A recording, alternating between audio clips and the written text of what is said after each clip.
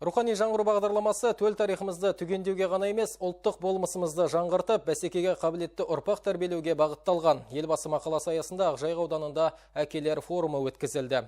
Мазмұнды шарада бала тәрбиесі, әкеге деген құрмет, ата кәсіп пен рухани құндылықтарды дәріптеу тақырыптары қаузалды. Әкелер форумы өңірде жыл сайын жалғасын тауып келеді. Алдымен ауылдық жерлерде ұйымдастырылып, кейін облыс көлемінде шымылдығын түреді. Тағылымды шара биыл алғаш болып Ақжайық жерінде бастау алды. Әр салада жемісті еңбек етіп жүрген өнегелі әкелер ұрпақ тәрбиесіне қатысты өз ойларымен бөлісті. Балаға тәрбие әкенің рөлі жоғары болу керек. Әкенің айтқаны балаға заң болу керек. Сосын әке не істейді? Біз азын-шоғын шаруашылығымыз бар. Біздер баланы сабақтан тыс бос уақытымызда қасымыздан қалдырмаймыз. Естіріп жүреміз.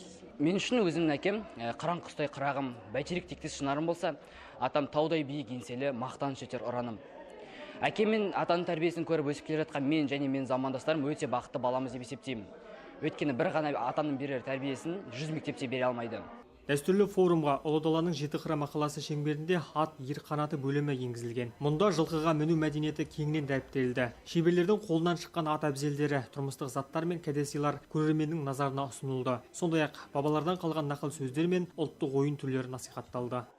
Қазақтың төл жануары жылқы малы жөнінде, қазақтың ұлттық өнері жөнінде, домбыраның қыр-сырын және ұлттық ойын асықтың ойналатын ойындар жөнінде үлкен мағлұматтар алдық. Әкеге көрген оқ-жонар, шеше көрген томпішер деген сықылда қазірде әке тәрбиесінің бұл өмірде алатын орны зор. Кейін форум концерттік бағдарламаға ұласып, өнерлі отбасылар патриоттық тақырыптағы көркем шығармаларды орындады. Шара соңында өнегелі әкелер мен білімпаз балғындар марапатталды.